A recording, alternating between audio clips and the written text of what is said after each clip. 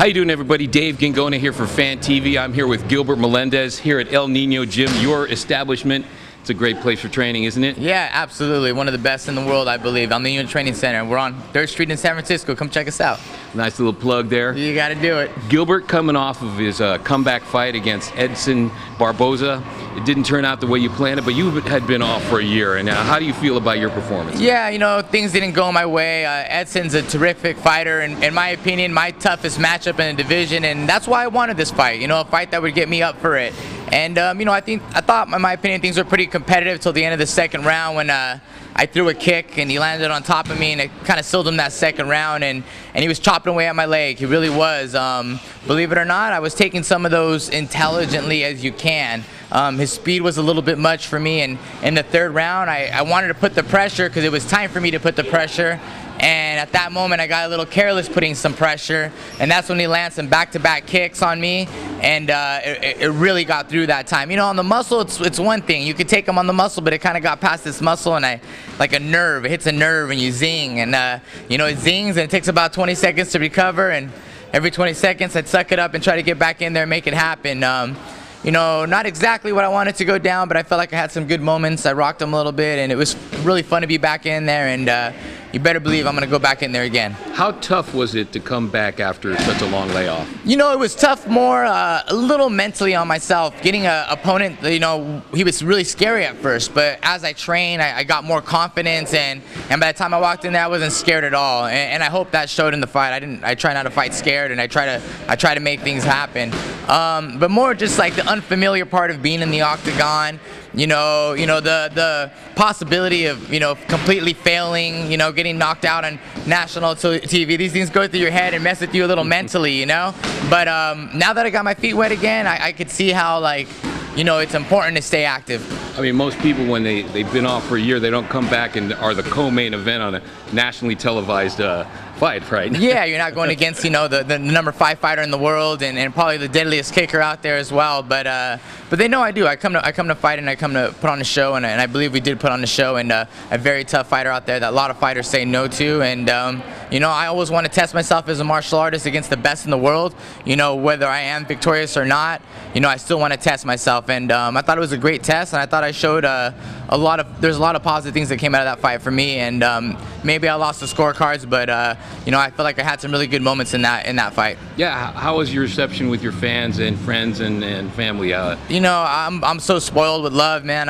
You know, everyone is very supportive of me, and was really proud of my performance. You know, a lot of people told me that you know, I showed a lot of heart out there, and I'm a warrior out there, and you know, hey Gil, you're a winner in life. You know, these are the things I hear from my fans, and it makes me feel really good. And these are the things I want to hear more than being, you know, just a victorious fighter. You know, I want to be a warrior. You know, I want to be a winner in life. And you know, again, I'm blessed to have everyone at the El Nino Training Center, and all my fans in Santa Ana, and everyone in Northern California, and everyone at my gym, and you know, all my teammates supporting me, Jake Shields, Nick, Johnson on the Wooden Man, all the Scrap Pack, everyone who supported me. It's been great. It makes it fun, you know. All my friends showed up to Chicago even. It was a good time. You know, they were wilding out there. It's great. The community is great. The love we get from it, and the camaraderie we get is priceless. Talk about your Scrap Pack buddies.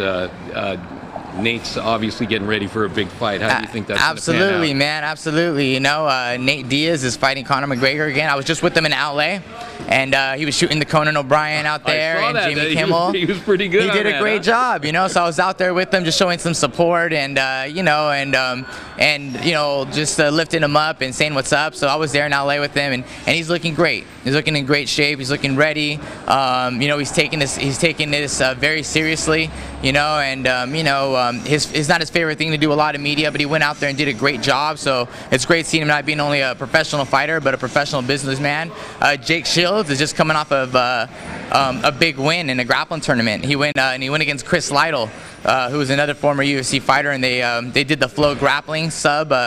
You know, Chael Sonnen was a big part of it, putting it on, and you know, he had Jake out there, and he delivered and represented for the team. And you know, I see Nick in LA too, and you know, he's eligible to fight, I think, in the next few days. So you know, hopefully we see him get back in there. He's in great shape. Every time I see him, he's in great shape. Outruns me, outworks me, and I grappled to him not too long ago. He's just still the same old Nick Diaz. So maybe he'll be coming back too. And all our up-and-comers are here. You know, we got some up-and-comers fighting on the local shows out here, and so things are good for the team right now. You know, we're going for it. You know. With Nate, the last time he was, you know, a last minute. He got into the fight last minute. Now he's got a lot of more training time, and he must be getting in much better shape than he was last time, right? Absolutely. You know, a lot more sparring rounds in, which is important, which makes you sharper and more focused and able to control the distance better and just be sharper. And, you know, in 10 days, you know, it's not as easy to sharpen the sword as having a whole camp to sharpen the sword. And, you know, Nate's a guy that's always stays ready, and that's why he was victorious his last fight, but now he's going to be, you know, extra ready, you know, and I think, you know, his boxing will be great. I think Conor's going to come out very intelligently as well and try to fight more of a tactical fight where he kind of stepped on the gas pedal. I still think ultimately Nate's distance, his boxing, you know, his well-rounded game, and it's just his attitude will shine in the octagon, and, you know, he'll be victorious again.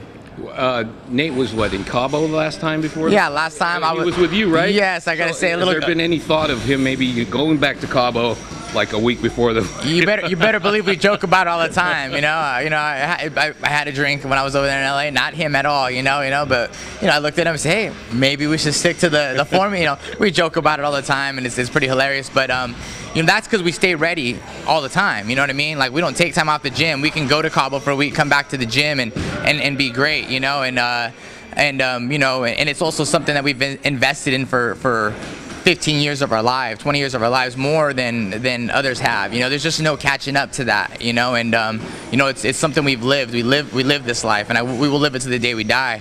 And maybe not compete, but this is just a lifestyle. So that's why you're always ready for it. You know, but a full training camp. You know, he's gonna be great. You know. You know, you got so many fans, and they see you in the ring and stuff, and.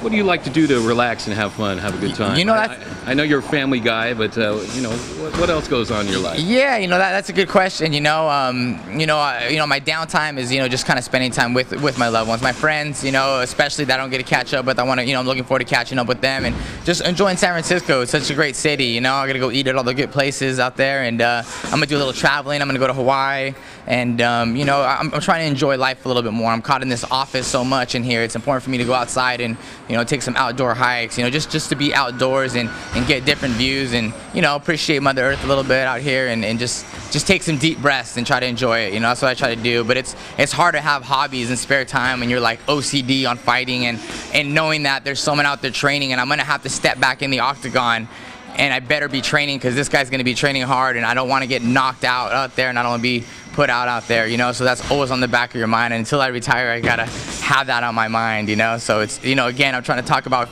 fun times, and always has to go back to fighting. You know what I mean? It's hard to have another hobby because of it, you know. Well, we were before the interview, we were talking a little bit about basketball. Well, what are some of the other sports you're interested in? Obviously, the Warriors are number one here in the Bay Area. 49ers used to be Raiders and stuff. Raider Nation all the time. You know, Raider Nation all day. You know, Albert Solopek, he's a physiotherapist for the Raiders, and you know, I grew up watching the Raiders when I was down south. The Rams and the Raiders. You know, you're a kid. You don't. You know, you just kind of like watching it.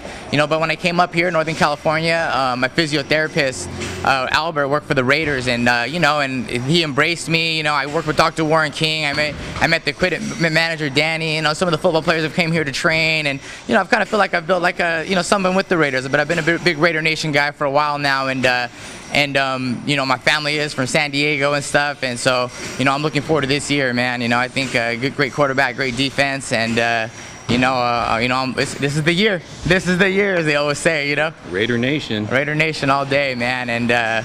You know, yeah, I'll be there. I'll be ready for season. It's like, what, less than 50 days, you know, so we'll be there. At the time of this taping, training camp actually starts today. Yeah, today. Teams have to report today. So absolutely, let's do it. They're going probably to Napa then, right? The Raiders will be up there in Napa and everything. You ever been up there? I haven't been. You need to go up there, man. They'll welcome you with open arms. In fact, a lot of professional athletes love to follow MMA. Who are some of the guys that follow you and you've met? Well, you know what? Coming to the gym right here, you know, Mike Mitchell, he's a safety. When he played for the Raiders, he used to be here. I believe he's with the Steelers right now. And Jack Crawford, you know, he's with the Cowboys right now, but he was a Raider as well. Marquette King. comes by here every so often, and Rod Streeter was back out before, and a lot of the football players, we're a rough sport, we're contact, so we get a lot of the football players embracing our sport, as it seems like a lot of fighters try to embrace theirs, but I'd like to welcome all of them, all of them are welcome to come out here. I'd love to get them training. And come on down here and train, y'all. We meshed here. I got nothing respect for all the football players out there, all professional athletes. I know what it takes to be on that level, and I know what it takes for training and just mentally to get prepared for that. So I respect them tremendously. Now, your wife, Carrie Ann, has fought recently. What's on tap for her? Carrie just fought in Bellator kickboxing on about a month before mine, and she did a great job. She won every round dominant and just perfect form the whole time. I think there'll be another Bellator here in November in San Francisco, and we're planning on making her MMA debut. And she's been preparing that for a while, and she's really adamant about doing that. Sometimes I want her to do kickboxing still. There's an option to do kickboxing, and I'm like, okay, but I could see in her heart she has that fighter in her too. She wants to do the MMA, and I totally think she's ready for it. So hopefully, maybe we'll be seeing her in November in San Jose at HP doing some MMA. What's it feel like when you're watching her and like, hey man, you're hitting my wife? How's that work? Yeah, it gets a little tough. I get nervous, and why she's such a great warrior is that she doesn't have to do this. I feel like I've had to do this to, I've done it as a warrior, and I've also do it as it's my job, and I have to provide it for my family, and I feel like we put ourselves in a comfortable situation now where, dude, you don't have to fight, Carrie. Like, you get to chill out and relax, but something in her wants her to fight, and I see it in her, and as a husband, I'm trying to help her live her dream as well too, and support her on it. And right now it's the time to do it. She sacrificed a lot when it was, when I had to really buckle down and train super hard, and we didn't have things as organized. She sacrificed it for me, So seeing her go in there and not having to do it is crazy. She's brave for having to do it. Seeing someone hit her, I don't like it, but she's been dominant lately. I think as the competition stiffens and we get there, it's going to be a little bit more difficult to deal with, but it's important for the corner man to not bring up nervous, negative energy and pass it on to them. You know what I mean? They have enough on their plate as it is, so I try to stay as focused as possible, but you better believe my teeth are clenching inside, but it's pretty wild. I'm fascinated with the way you and your wife balance your personal and professional life. It must be a pretty crazy existence, huh? Yeah, it is. You know what I mean? There's always your trial and errors, but we've really found our balance now, and it's great when you find that balance. You just kind of let it all go. You know what I mean? There's always this and that, bickering here and there, but it's a great balance now. I think we're super dedicated to each other. I'm far from a perfect person. You know what I mean? We're not perfect people, but we're perfect together. It works well. It works well, and we got a little girl that we have to do it for as well too. So and it can get edgy at times, but it's for me it's cool. She's a great partner to have that does the fighting, and we can talk about it all day, and it works well. Some people think it can be difficult, and I can see it being difficult, but for us it works. We make it happen. Man, that's a great line. We're not perfect, but we're perfect together. I really like that. Yeah. That's how I see it. So the big far question, from. Big question. What's next? Yeah, what's next is heal up. I'm gonna heal up a little bit right now, and I'm gonna get physically more athletic. I want to be pumping some weights. I want to work on my athleticism a little bit these next couple months, and I want to get back in there. I want to fight. I don't know who, I don't know what, but I want to make it happen. I have some things in mind, that I don't even want to talk about yet, but I know I've had fun in there, and I know I got fight left in me. I know I'm older. I know it's the fourth quarter of my career, but I know I can put on a show, and I know I'm there to fight. I'm there to fight. Well, you're beloved by your fans. They love you. I mean, whenever I do an interview with you, I'm just amazed at how many hits I get on social media, and it's really great to have you back in the ring. Thank you, man. Thank you to all my fans and all my supporters out there. It means a lot to me. I do appreciate that. Keep tabs on Gilbert on Fan TV and on all our social media sites, and we'll be checking in with him very often. Thanks, Gil. Thank you, guys. All right.